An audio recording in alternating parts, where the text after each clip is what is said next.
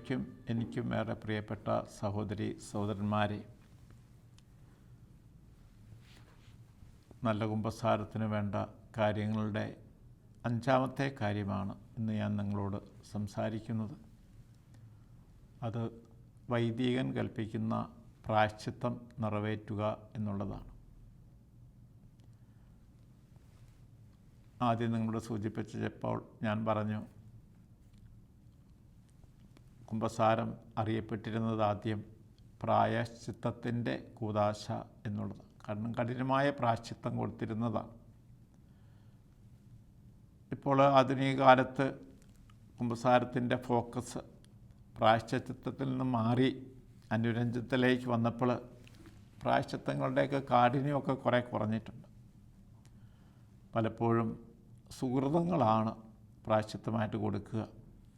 അതല്ലെങ്കിൽ അതിന് തുല്യമായിട്ടുള്ള എന്തെങ്കിലും കാര്യമൊക്കെ പരോപകാര പ്രവൃത്തി ചെയ്യാനോ ഉപവാസം അനുഷ്ഠിക്കാനോ സ്വർഗസ്ഥനായ പിതാവെ ചെല്ലാൻ അങ്ങനെ എന്തെങ്കിലുമൊക്കെ ആയിരിക്കും. അത് എപ്പോഴാണ് ചെയ്യേണ്ടതെന്ന് പലർക്കും അറിയാൻ പാടില്ല. ചിലരുടെയൊക്കെ വിചാരം അപ്പോൾ തന്നെ പള്ളിയിലിരുന്ന് ചെയ്യണമെന്നാണ്. പ്രായശ്ചിത്തം എപ്പോൾ ചെയ്യണമെന്ന് ചോദിച്ചാൽ കൃത്യമായിട്ട് സഭ പറയുന്നത് അടുത്ത കുമ്പസാരത്തിന് മുൻപായിട്ട് ചെയ്യണം എന്നുള്ളത്. പലപ്പോഴും നമ്മൾ ചില പ്രാർത്ഥനകളൊക്കെ പ്രായശ്ചിത്തമായിട്ട് കിട്ടുമ്പോൾ അത് പള്ളിയിൽ നിന്ന് തന്നെ ചെയ്യാൻ പറ്റുന്നതുകൊണ്ട് നമ്മൾ അങ്ങനെ തന്നെ ചെയ്ത് ശീലിച്ചതുകൊണ്ട് ആണ് പലപ്പോഴും നമ്മുടെ ചിന്ത അത് പള്ളിയിൽ നിന്ന് തന്നെ പൂർത്തിയാക്കണമെന്ന്. അങ്ങനെയില്ല. അത് അടുത്ത കുമ്പസാരത്തിന് മുൻപായിട്ട് പൂർത്തിയാക്കിയാലും മതി. അതോടൊപ്പം തന്നെ മനസ്സിലാക്കുക, കുമ്പസാരിപ്പിക്കുന്ന വൈദികൻ്റെ ഉത്തരവാദിത്തമാണ് മതിയായ പ്രായശ്ചിത്തം കൽപ്പിക്കുക എന്നുള്ളത്. അവരത് പറയും, ചെയ്യുകയും ചെയ്യും. അപ്പോൾ അത് നമ്മൾ അനുഷ്ഠിക്കണം. നമ്മൾ തിരിച്ചറിയേണ്ട ഒരു കാര്യം, ആ പറയുന്ന പ്രായശ്ചിത്തം മാത്രമേ ചെയ്യാവൂ എന്നുള്ളതില്ല. നമുക്ക് യുക്തമെന്ന് തോന്നുന്ന മറ്റ് പ്രായശ്ചിത്തങ്ങളും നമുക്ക് ചെയ്യാനായിട്ട് സാധിക്കും, കുറച്ചുകൂടെ കഠിനമായിട്ടുള്ളത്. അത് പാപത്തിൽ വീഴാനുള്ള സാധ്യതയിൽ നിന്നും നമ്മളെ മോചിപ്പിക്കും എന്നുള്ളതാണ്. അതോടൊപ്പം തന്നെ പാപത്തിൻ്റെ ഒരു സാമൂഹിക മാനത്തിനും അത് ആവശ്യമാണ്. ഉദാഹരണം പറഞ്ഞാൽ, ഒരു കൊലപാതകം ചെയ്ത ഒരു വ്യക്തി ഏതാനും സുഹൃതങ്ങൾ ചെയ്തുകൊണ്ട് തീർച്ചയായിട്ടും പൂർണ്ണമായിട്ടുള്ള പരിഹാരമാകുകയില്ല. 2 ഉത്തരവാദിത്തങ്ങൾ ആ വ്യക്തിയിൽ അവശേഷിക്കുന്നുണ്ട്. ഒന്ന്, സർക്കാരിൻ്റെ ഭാഗത്തു നിന്നുള്ള ന്യായമായിട്ടുള്ള ശിക്ഷാവിധി എന്താണെങ്കിൽ അത് നേടണം. ഇനി അത് ഒഴിവാക്കി കിട്ടിയാലും തൻ്റെ കൈപ്പഴ പോലെ ജീവൻ നഷ്ടപ്പെട്ട ആ വ്യക്തിയുടെ കുടുംബത്തിന് ഒരു താങ്ങായിട്ട് പിന്നീട് പ്രവർത്തിക്കാനുള്ള ഉത്തരവാദിത്വം കൂടെ ആകുമ്പോഴേ ശരിക്കുള്ള പ്രായശ്ചിത്തമായി എന്ന് പറയാനായിട്ട് സാധിക്കുകയുള്ളൂ. ആ ഒരു കാര്യം കൂടെ നമ്മൾ തിരിച്ചറിയുന്ന നല്ലതാണ്. വൈദികൻ പറയുന്ന ആ പ്രായശ്ചിത്തത്തിൻ്റെ പുറമെ നമ്മുടേതായിട്ടുള്ള കുറച്ച് ത്യാഗങ്ങൾ, അനുഷ്ഠാനങ്ങൾ, അതും പാപ സാഹചര്യങ്ങളിൽ നിന്നും നമ്മളെ വിട്ടു നിൽക്കാനായിട്ട് സഹായിക്കുന്ന കാര്യമാണ്. അതോടൊപ്പം തന്നെ കുമ്പസാരത്തെക്കുറിച്ച് പറയുമ്പോൾ മനസ്സിലാക്കേണ്ടതെന്നും പലർക്കും അറിയില്ലാത്തൊരു കാര്യമാണ്, നിയമാനുസൃതമായിട്ട് സാധിക്കുന്ന വൈദികൻ മാത്രമേ കുമ്പസാരിപ്പിക്കാൻ പാടുള്ളൂ എന്നുള്ളത്. എന്നോട് ഒരിക്കലും ഒരു ആൾ വന്നൊരു പരാതി പറഞ്ഞു. പള്ളിമുറ്റത്ത് കണ്ട ഒരു അച്ഛനോടൊന്ന് കുമ്പസാരിപ്പിക്കാൻ പറഞ്ഞിട്ട് അച്ഛൻ കുമ്പസാരിപ്പിച്ചില്ല എന്ന് ഒരു പരാതി പോലെയാണ് പറഞ്ഞത്. ഞാൻ അന്വേഷിച്ചപ്പോഴാണ് മനസ്സിലായത്, ആ അച്ഛൻ അവിടെയെങ്ങുള്ള അച്ഛനല്ല, പുറത്തുനിന്ന് വന്ന ഒരു അച്ഛനാണ്. ആ രൂപതയിൽപ്പെട്ട അച്ഛനാണെങ്കിൽ ആ രൂപതയിൽപ്പെട്ട ഏത് പള്ളികളിലും കുമ്പസാരിപ്പിക്കാനായിട്ട് അധികാരമുണ്ട്.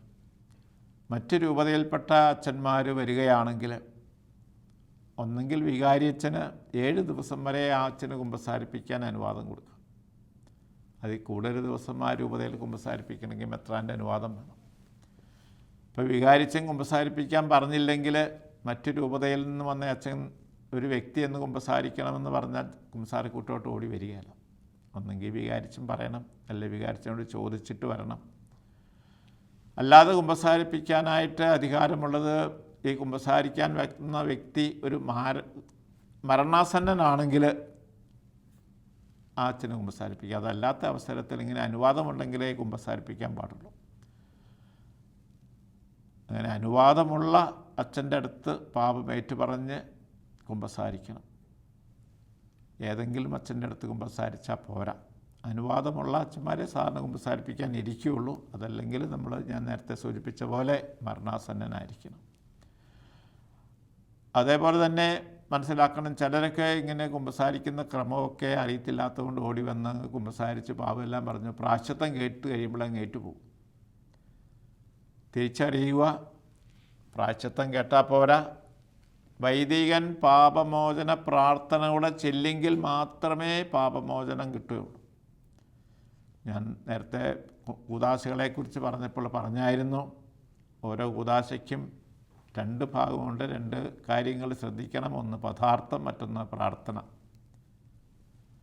കുമ്പസാരത്തിൻ്റെ പദാർത്ഥമാണ് നമ്മുടെ അനുതാപവും ഏറ്റുപറച്ചിലും പ്രായശ്ചിത്തമൊക്കെ. പക്ഷെ അതിൻ്റെ പ്രാർത്ഥന എന്ന് പറയുന്നത് വൈദികൻ അവസാനം ചൊല്ലുന്ന പ്രാർത്ഥനയാണ്, പാപമോചന പ്രാർത്ഥന. അപ്പോൾ പാപമോചന പ്രാർത്ഥന കഴിയുന്നതിന് മുൻപേ ഏറ്റുപോയാൽ കൂദാശ പൂർണ്ണമാകുകയില്ല. ചിലപ്പോഴൊക്കെ പിള്ളേരൊക്കെ അങ്ങനെ ഓടിപ്പോകുമ്പോൾ രണ്ടാമത് പിടിച്ചിരുത്തിയിട്ട് പ്രാർത്ഥന ചെല്ലുന്നവരെ അവിടെ നിർത്തേണ്ടിയൊക്കെ വന്നിട്ടുണ്ട്. ചിലപ്പം മുതിർന്നവരും അങ്ങനെയൊക്കെ ചെയ്യാറുണ്ട്. കാരണം കുമ്പസാരിക്കാതിരുന്നിട്ടൊക്കെ മറന്നുപോയതാണ്. അപ്പോൾ ഓർക്കുക, കുമ്പസാരം പൂർണ്ണമാകണമെങ്കിൽ പദാർത്ഥവും പ്രാർത്ഥനയും വേണം. എല്ലാ കൂദാശകൾക്കും അതുണ്ട്. അത് കുമ്പസാരത്തിൻ്റെ പദാർത്ഥം എന്ന് പറയുന്നത് ഈ വൈദികൻ ചെല്ലുന്ന പ്രാർത്ഥനയാണ്. അപ്പോൾ കുമ്പസാരത്തിന്, നല്ല കുമ്പസാരത്തിന് വേണ്ട 5 കാര്യങ്ങളെക്കുറിച്ച് ഞാൻ നിങ്ങളോട് പറഞ്ഞു. ഇനി എനിക്ക് നിങ്ങളോട് പറയാനുള്ളത് എങ്ങനെയാണ് നമ്മൾ കുമ്പസാരിക്കാനായിട്ട് ഒരുങ്ങിയിട്ട് ഏതൊക്കെ പ്രാർത്ഥന ചൊല്ലണം എന്നുള്ള കാര്യങ്ങളെക്കുറിച്ചാണ്. 2 പ്രാർത്ഥനയാണ് നമുക്ക് ഉള്ളതായിട്ട് നമുക്കറിയാം. ഒന്ന് കുമ്പസാരത്തിനുള്ള ജപവും മറ്റൊന്ന് മനസ്താപ പ്രകരണവും. കുമ്പസാരത്തിന് എപ്പോഴാണ് മനസ്താപ പ്രകരണം ചെല്ലേണ്ടത്, എപ്പോഴാണ് കുമ്പസാരത്തിനുള്ള ജപം ചെല്ലേണ്ടതൊക്കെ നമ്മൾ അറിഞ്ഞിരിക്കണം. ആത്മശോധനയൊക്കെ ചെയ്ത് നമ്മുടെ പാപത്തിനെ കുറിച്ച് അനുതാപം ഉണ്ടാകുമ്പോൾ നമ്മൾ മനസ്താപ പ്രകരണം ചെല്ലാം, കുഴപ്പമൊന്നുമില്ല. പക്ഷേ കുമ്പസാരിക്കുന്നതിന് തൊട്ട് മുൻപായിട്ട് നമ്മൾ ചെല്ലേണ്ട പ്രാർത്ഥന അത് കുമ്പസാരത്തിനുള്ള ജപമാണ്. കുമ്പസാരത്തിനുള്ള ജപത്തിൻ്റെ ഏതാണ്ട് പകുതി ഭാഗത്ത് എൻ്റെ വലിയ പിഴ വരെയുള്ള ഭാഗമാണ് നമ്മൾ ചൊല്ലേണ്ടത്. അത് ചൊല്ലി അവസാനിപ്പിച്ചിട്ട് നമ്മൾ വൈദികൻ്റെ അടുത്ത് ചെല്ലുന്നു. വൈദികൻ്റെ അടുത്ത് ചെന്ന് കഴിഞ്ഞാൽ നമ്മൾ ആദ്യം പറയേണ്ടത് എന്നെ ആശീർവദിക്കണമേ, അനുഗ്രഹിക്കണമേ എന്നൊക്കെ പറയാൻ നമ്മൾ പഠിപ്പിച്ചിട്ടുണ്ട്. അതിന് ശേഷം കുമ്പസാരിച്ചിട്ട് എത്ര നാളായി എന്നുള്ള കാര്യം പറയണം. ചിലരൊക്കെ വന്ന് പറയുന്നത് എന്നാ കുമ്പസാരിച്ചതെന്നൊന്നും അറിയത്തില്ല എന്ന് പറയും. അങ്ങനെ പറയുന്നവരോട് ഞാനാണെ ചോദിക്കും, 1 കൊല്ലമായോ എന്ന് പറഞ്ഞാൽ ആണ്ട് കുമ്പസാരം മുടക്കുവാണെന്നറിയാൻ വേണ്ടിയിട്ട്. വേറെ ചിലർ ചില സമയമാണ് പറയുന്നത്, പെരുന്നാളിന് കുമ്പസാരിച്ചതാണ്. പെരുന്നാളിന് കുമ്പസാരിച്ചതെന്ന് പറഞ്ഞാൽ കുമ്പസാരിപ്പിക്കുന്ന അച്ഛനറിയാമോ എന്നാ പെരുന്നാളെന്ന്. അപ്പം അങ്ങനെയല്ല പറയേണ്ടത്. 1 മാസമായെങ്കിൽ 1 മാസമായെന്ന്, 2 മാസമായെങ്കിൽ 2 മാസമായെന്ന്, അക്കാര്യമാണ് പറയേണ്ടത്. ചില പിള്ളേരെ കുമ്പസാരിക്കാൻ വന്നിട്ട് എൻ്റെ 8ാമത്തെ കുമ്പസാരം അല്ലെ 9ാമത്തെ കുമ്പസാരമാണെന്ന് പറയും. അങ്ങനെയല്ല പറയേണ്ടത്. അത് ആദ്യ കുർബാനയ്ക്ക് പഠിപ്പിച്ചപ്പോൾ സിസ്റ്റർ പറഞ്ഞു വിട്ടത് അതിൻ്റെ ആദ്യ കുമ്പസാരമാണെന്ന് പറയണമെന്ന്. ആ കൊച്ചു പിന്നെ അന്ന് തൊട്ട് കുമ്പസാരം എണ്ണി ഇങ്ങനെ പറഞ്ഞുകൊണ്ടിരിക്കും. അതുമല്ല വേണ്ടത്. കുമ്പസാരിച്ചിട്ട് എത്ര നാളായി എന്നുള്ള കാര്യമാണ് പറയേണ്ടത്. 1 കൊല്ലമായെങ്കിൽ 1 കൊല്ലമായെന്ന്, അതല്ലെങ്കിൽ 6 മാസമോ 2 മാസമോ എന്നാണെങ്കിൽ ആ കാലമാണ് പറയേണ്ടത്. അതിനുശേഷം കഴിഞ്ഞ കുമ്പസാരത്തിൽ കിട്ടിയ പ്രായശ്ചിത്തം നിറവേറ്റിയോ ഇല്ലയോ എന്ന് പറയണം. കാരണം ചില സുഹൃത്തുക്കളൊക്കെ ആണെങ്കിൽ അപ്പോൾ തന്നെ നിറവേറ്റി കാണും. പക്ഷേ ചില പ്രായശ്ചിത്തങ്ങൾ പിന്നീട് നിറവേറ്റേണ്ടത് ചിലപ്പോൾ മറന്നു പോകാൻ സാധ്യതയുണ്ട്. അതുകൊണ്ട് അത് നിറവേറ്റിയോ ഇല്ലയോ എന്ന് പറയണം. നിറവേറ്റിയില്ലെങ്കിൽ നമ്മൾ കഴിഞ്ഞ കുമ്പസാരത്തിൽ പറഞ്ഞ പാപം കൂടെ വീണ്ടും നമ്മൾ ഏറ്റുപറയാനായിട്ട് നമുക്ക് ബാധ്യതയുണ്ട്. കാര്യവും നമ്മൾ ഓർത്തിരിക്കണം. അപ്പോൾ അത് പറഞ്ഞിട്ട് പിന്നീട് നമ്മൾ പാപങ്ങളൊക്കെ പറയും. പാപങ്ങൾ പറഞ്ഞു കഴിഞ്ഞ് വൈദികൻ ഉപദേശം തരും. ഉപദേശത്തിൻ്റെ അവസാനം പ്രായശ്ചിത്തം തരും. പ്രായശ്ചിത്തം കിട്ടിക്കഴിഞ്ഞാൽ ചിലർക്കത് പെട്ടെന്ന് മനസ്സിലാകില്ല. ചെവി കേൾക്കാൻ ചില പ്രയാസമുള്ളവരൊക്കെ ആണെങ്കിൽ തിരിഞ്ഞില്ലെങ്കിൽ അച്ഛനോട് പറയണം, എനിക്ക് പൂർണ്ണമായിട്ടും മനസ്സിലായില്ല എന്ന് പറഞ്ഞാൽ അതിന് പേടിക്കേണ്ട ആവശ്യമൊന്നുമില്ല. അച്ഛനോട് പറഞ്ഞാൽ അച്ഛൻ ഒന്നുകൂടെ അത് ആവർത്തിക്കും. 1 or 2 പ്രാവശ്യം വേണമെങ്കിലും ആവർത്തിക്കും. അതിന് ശേഷം കുംസാരക്കൂട്ടിൻ്റെ അവിടെ മുട്ടുകുത്തി നിന്നിട്ട് വൈദികൻ പാപമോചന പ്രാർത്ഥന ചെല്ലുന്ന അവസരത്തിൽ നമ്മളെ കുംഭസാരത്തിൻ്റെ ജപത്തിൻ്റെ ബാക്കി ഭാഗം അവിടുന്ന് ചൊല്ലണം. അതിന് ശേഷം നമ്മൾ എഴുന്നേറ്റ് പോയി നമ്മൾ മുട്ടുകുത്തിൻ്റെ അടുത്ത് മുട്ടുകുത്തി നിന്നിട്ട് മനസ്താപ്രേരണം ഒരിക്കൽ കൂടെ ചൊല്ലിയിട്ടാണ് നമ്മൾ കുംഭസാരം പൂർത്തിയാക്കേണ്ടത്. ഓർത്തിരിക്കുക, പ്രായശ്ചിത്തം കിട്ടുമ്പോഴേ ഓടിപ്പോവുകയല്ല. അവിടെ മുട്ടുകുത്തി നിന്ന് പാപമോചന പ്രാർത്ഥന ചൊല്ലി പാപമോചനം മേടിച്ച് എഴുന്നേറ്റ് പോയതിന് ശേഷം മനസ്താപ്രേരണം കൂടെ ചൊല്ലിയിട്ടാണ് നമ്മുടെ കുംഭസാരം നമ്മൾ പൂർത്തിയാക്കേണ്ടത്. ഇനിയും നിങ്ങൾക്ക് പലതും നിങ്ങൾക്ക് സംശയമൊക്കെ ഉണ്ടാകും. പക്ഷേ നിങ്ങളുടെ എല്ലാ സംശയമൊന്നും ദൂരീകരിക്കാനായിട്ട് സാധിച്ചിട്ടില്ല എന്നെനിക്കറിയാം. സാധാരണഗതിയിൽ ഇത്രയും കാര്യങ്ങൾ നമ്മൾ പാലിച്ചാൽ നമ്മുടെ കുംഭസാരം നമുക്ക് അനുഗ്രഹപ്രദമായിട്ട് തീരും. ഓർത്തിരിക്കുക, കുംഭസാരം അതിൽ നിന്നും നമ്മളെ പിന്തിരിപ്പിക്കുവാൻ വേണ്ടി സാത്താൻ ഒരുപാട് ന്യായങ്ങളൊക്കെ നമ്മളോട് കൊണ്ടുവരും. ഞാൻ ആദ്യം സൂചിപ്പിച്ച എന്തിനാണ് അച്ഛനോട് കുമ്പസാരിക്കുന്നത് എന്നുള്ളത്, അതേപോലെ തന്നെ കുമ്പസാരിച്ചിട്ടെന്താണ് കാര്യം എന്നുള്ളത്, അതല്ലെങ്കിൽ അതേപോലുള്ള പല ന്യായങ്ങളും യുക്തികളും കൊണ്ടുവരുന്നത് ഈ കുമ്പസാരത്തിൽ നിന്നും നമ്മളെ അകറ്റിയാൽ അവൻ്റെ കസ്റ്റഡിയിലെ ഒരാൾ കൂടെ കിട്ടും എന്നുള്ളതുകൊണ്ട്. അതേപോലെ തന്നെ നല്ല കുമ്പസാരം കഴിക്കാതെ ഒരു കർമ്മം മാത്രം കഴിച്ചിട്ട് മാറ്റി നിർത്താനും അവൻ പരിശ്രമിക്കും. അവനെന്ന് പറയുന്നത് മറ്റാരുമല്ല, പിശാച. അവൻ്റെ കെണിയിൽ നമ്മൾ ചെന്ന് വീഴരുത്. നന്നായിട്ട് ഒരുങ്ങി നന്നായിട്ട് കുമ്പസാരിച്ച് പാപമോചനം നേടി ദൈവമക്കളുടെ സ്വാതന്ത്ര്യത്തിലേക്ക് നമുക്ക് കടന്നു വരാനായിട്ട് സാധിക്കണം. തീർച്ചയായിട്ടും ദൈവം കാത്തിരിക്കുകയാണ് നമ്മുടെ ഓരോരുത്തരുടെയും തിരിച്ചുവരവ്. അതിന് തടസ്സമാകുന്ന എന്തെങ്കിലുമൊക്കെ ഉണ്ടെങ്കിൽ അത് നമ്മൾ മാറ്റിയെടുക്കുക. മറ്റുള്ളവരുടെ ഉപദേശങ്ങൾക്കോ നിർദ്ദേശങ്ങൾക്കോ ഒന്നും വശംവദരാകരുത്. കുമ്പസാരത്തെക്കുറിച്ച് പറയുമ്പോൾ ഡോക്ടർ ബാബു പോൾ പറഞ്ഞൊരു കാര്യം എൻ്റെ ഓർമ്മയിൽ വരാറുണ്ട്. അദ്ദേഹം പറയുകയുണ്ടായി, ഒരു നല്ല കുമ്പസാരം കഴിച്ചാൽ അത് നല്ല ചൂടുവെള്ളത്തിലൊരു കുളി കഴിക്കുന്നതിന് തുല്യമാണെന്ന്. നമ്മൾ ആത്മശോധന ചെയ്ത് മനസ്തപിച്ച് പാപം ചെയ്യില്ലെന്ന് പ്രതിജ്ഞയെടുത്ത്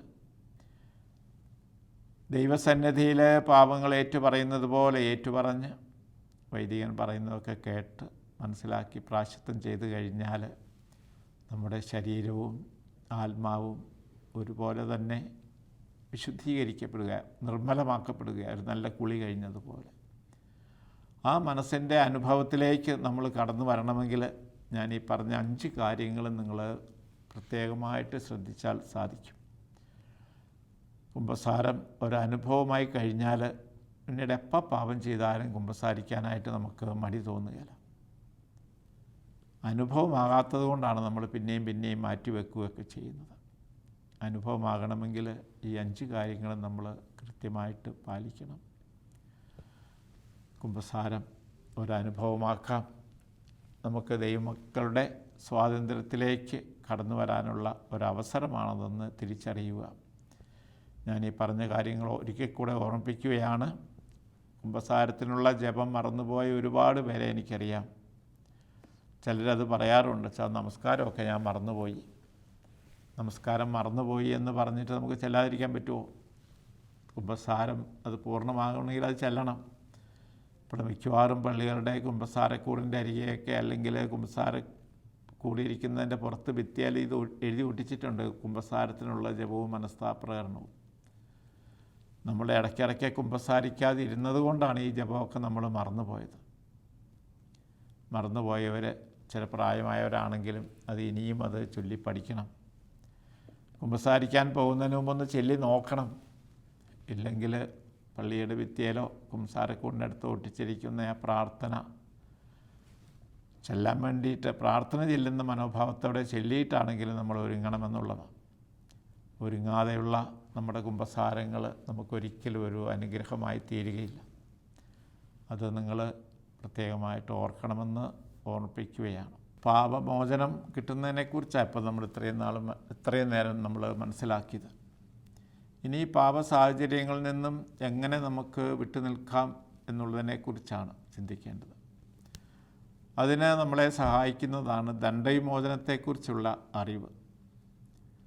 ദണ്ഡവിമോചനത്തെക്കുറിച്ച് നമ്മൾ കേട്ടിട്ടുണ്ട്, പക്ഷേ അതെന്താണെന്ന് പലപ്പോഴും നമുക്കറിയാൻ പാടില്ല എന്നുള്ളത്. ദണ്ഡവിമോചനം കുമ്പസാരവുമായി ബന്ധപ്പെട്ട കാര്യമാണ്.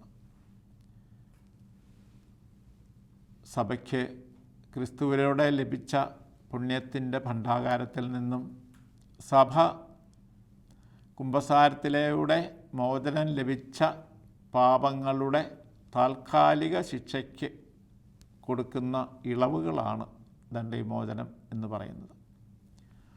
ഓരോ പാപത്തിനും 2 വിധത്തിലുള്ള ശിക്ഷയുണ്ടെന്ന് നമുക്കറിയാം. ഒന്ന് നിത്യശിക്ഷ, മറ്റൊന്ന് താൽക്കാലിക ശിക്ഷ. നിത്യശിക്ഷ എന്ന് പറയുന്നത് പാപം മൂലം നമ്മൾ പ്രസാദപരം നഷ്ടപ്പെട്ട് മരിക്കുകയാണെങ്കിൽ നമ്മൾ നരകത്തിന് അർഹരായിത്തീരുന്നു എന്നുള്ളതാണ്. ഈ നിത്യശിക്ഷയിൽ നിന്നും നമുക്ക് മോചനം കിട്ടാനായിട്ട് ഒറ്റ മാർഗ്ഗമേ ഉള്ളൂ, അത് കുമ്പസാരമാണ്. കുമ്പസാരത്തിലൂടെ മാത്രമേ നിത്യശിക്ഷയിൽ നിന്നും നമ്മൾ ഒഴിവാകുന്നുള്ളൂ.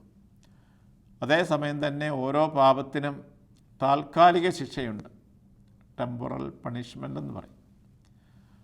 ഈ താൽക്കാലിക ശിക്ഷയെ നമ്മൾ മനസ്സിലാക്കേണ്ടത് ഒരു ശിക്ഷയായിട്ടല്ല, മറിച്ച് നമ്മൾ ചെയ്യുന്ന ഓരോ പാപവും വീണ്ടും പാപത്തിലേക്കുള്ള ഒരു പ്രവണത നമ്മിൽ ഉണ്ടാക്കുന്നു എന്നുള്ളതാണ്. നമ്മുടെ തന്നെ ജീവിതത്തിൽ നമ്മുടെ അനുഭവം അത്. നമ്മൾ ചെയ്ത പാപങ്ങൾ തന്നെയാണ് പിന്നെയും ചെയ്യുന്നത്. കുമ്പസാരത്തിലൂടെ അതിന് മോചനം കിട്ടിയെങ്കിലും വീണ്ടും നമ്മൾ അതേ പാപത്തിൽ തന്നെ ചെന്ന് വീഴുന്നുണ്ട്. ഈ പ്രവണതയിൽ നിന്നും നമുക്ക് ഒഴിവ് ലഭിക്കുന്നത്, അല്ലെങ്കിൽ വിടുതൽ കിട്ടുന്നത് ദണ്ഡവിമോചനങ്ങളിലൂടെയാണ്. ദണ്ഡവിമോചനങ്ങൾ 2 തരമുണ്ട്. പൂർണ്ണ ദണ്ഡവിമോചനവുമുണ്ട്, അതേപോലെ തന്നെ ഭാഗിക ദണ്ഡവിമോചനവുമുണ്ട്. ദണ്ഡവിമോചനങ്ങൾക്ക് ലഭിക്കുന്നതിന് സഭ പ്രത്യേകമായിട്ടുള്ള ഉപാധികളൊക്കെ വെച്ചിട്ടുണ്ട്. ഒന്ന്, നമ്മൾ കുമ്പസാരിച്ച് പാപമോചനം നേടിയിരിക്കണം. 2, നമ്മൾ നിശ്ചിത സുഹൃതങ്ങൾ അനുഷ്ഠിക്കണം. 3, നമ്മൾ ദൈവൈക്യത്തിലായിരിക്കണം. 4, മാർപ്പാപ്പയുടെ നിയോഗാർത്ഥം നമ്മൾ പ്രാർത്ഥിക്കണം എന്നുള്ളതാണ്. അതോടൊപ്പം തന്നെ നിശ്ചിതമായിട്ടുള്ള സുഹൃതങ്ങൾ നിശ്ചയിച്ചിരിക്കുന്നത് ജപമാല ഭക്തിപൂർവ്വം ചൊല്ലുന്നത്, അരമണിക്കൂറിൽ കുറയാതെ കുർബാനയ്ക്ക് ആരാധന നടത്തുന്നത്, കാനോന നമസ്കാരം ചൊല്ലുന്നത്, വിശുദ്ധ ഗ്രന്ഥം അരമണിക്കൂറിൽ കുറയാതെ വായിക്കുന്നത്, 3 ദിവസങ്ങളിൽ കുറയാത്ത ധ്യാനങ്ങളിൽ സംബന്ധിക്കുന്നത്, ഇതൊക്കെ ദണ്ഡവിമോചനങ്ങൾ ലഭിക്കുവാനായിട്ട് ഇടയാക്കി. ഈ ദണ്ഡവിമോചനങ്ങൾ വീണ്ടും പാപത്തിലേക്കുള്ള നമ്മുടെ ചായ്വിനെ ഒഴിവാക്കും. പലപ്പോഴും നമ്മളത് ശ്രദ്ധിക്കാറില്ല എന്നുള്ളതാണ്. ദണ്ഡവിമോചനങ്ങൾ കുമ്പസാരത്തിൻ്റെ തന്നെ ഒരു ഭാഗമാണെന്ന് പറയുന്നത് അതുകൊണ്ട് തന്നെയാണ്. ഈ ദണ്ഡവിമോചനം പോലെയുള്ള കാര്യമാണ് നമ്മൾ കുമ്പസാരത്തിൽ നമുക്ക് ലഭിക്കുന്ന പ്രായശ്ചിത്തം. ചിലപ്പോൾ കുമ്പസാരിക്കുമ്പോൾ കണ്ട ഒരു പ്രവണത എന്താണെന്ന് ചോദിച്ചു കഴിഞ്ഞാൽ, ചിലർ കുമ്പസാരിക്കാൻ നേരം കിട്ടിയില്ലെങ്കിൽ കഴിഞ്ഞ കുമ്പസാരത്തിലെ പ്രായശ്ചിത്തം അങ്ങ് അനുഷ്ഠിച്ചിട്ട് വരും. ഈ പാപമൊക്കെ കഴിഞ്ഞ പ്രാവശ്യം പറഞ്ഞപ്പോൾ അച്ഛൻ തന്ന പ്രായശ്ചിത്തം അതാണെന്ന്, അതുപോരാ. അതുകൊണ്ട് കുമ്പസാരമാകില്ല. കുമ്പസാരം തന്നെ നമ്മൾ നടത്തണം. പ്രായശ്ചിത്തം മാത്രം ചെയ്തുകൊണ്ടായില്ല. അത് ദണ്ഡവിമോചനങ്ങൾക്ക് ഒരുപക്ഷെ ഉപകാരപ്പെട്ടേക്കാം എന്നുള്ളതേ ഉള്ളൂ. ദണ്ഡവിമോചനങ്ങൾ സഭ വെച്ചിരിക്കുന്നതാണ്. അതിന് നിശ്ചിതമായിട്ടുള്ള ഇത് അനുഷ്ഠിക്കണമെന്നുള്ള കാര്യം നമ്മൾ പ്രത്യേകമായിട്ട് തിരിച്ചറിയുക. ദണ്ഡവിമോചനങ്ങൾ സഭ തന്നിരിക്കുന്ന നമ്മുടെ കൂടുതലുള്ള പുണ്യത്തിലേക്കുള്ള ഉത്കർഷത്തിന് വേണ്ടിയിട്ടാണ്, പാപപ്രവണതയിൽ നിന്നും ഒഴിവാക്കാൻ വേണ്ടിയിട്ട്. അപ്പോൾ സഭ നൽകുന്ന ഈ ആനുകൂല്യങ്ങളൊക്കെ നമുക്ക് നമ്മുടേതാക്കി മാറ്റാനായിട്ട് പരിശ്രമിക്കാം. കുമ്പസാരവും ദണ്ഡവിമോചനവും പരസ്പരം ബന്ധപ്പെട്ടിരിക്കുന്നത് കൊണ്ടാണ് ഞാൻ ദണ്ഡവിമോചനങ്ങളെക്കുറിച്ച് ഇപ്പോൾ നിങ്ങളോട് സൂചിപ്പിച്ചത്. അത് വീണ്ടും പാപത്തിൽ വീഴാനുള്ള സാധ്യതയിൽ നിന്ന് നമ്മളെ ഒഴിവാക്കുന്നൊരു കാര്യം കൂടെയാണ്. ദണ്ഡവിമോചനങ്ങളെക്കുറിച്ച് ഒത്തിരി പറയാനായിട്ട് സാധിക്കും, അതിലേക്ക് ഞാൻ പോകുന്നില്ല. ഇങ്ങനെയുണ്ട്, അത് പൂർണ്ണമുണ്ട്, ഭാഗികമുണ്ട്. നമ്മൾ അത് സഭയുടെ നിർദ്ദേശമനുസരിച്ച് ചെയ്യുമ്പോൾ അത് നമുക്ക് അനുഗ്രഹപ്രദമായിട്ട് തീരും. ഞാൻ പറഞ്ഞ കാര്യങ്ങൾ ഇനി നിങ്ങൾ കുമ്പസാരിക്കാൻ പോകുമ്പോഴൊക്കെ പ്രത്യേകമായിട്ട് ശ്രദ്ധിച്ച് ജീവിതത്തിൽ പകർത്തുക. തീർച്ചയായിട്ടും നമ്മുടെ മുന്നോട്ടുള്ള ജീവിതം കൂടുതൽ അനുഗ്രഹപ്രദമായിട്ട് തീരും.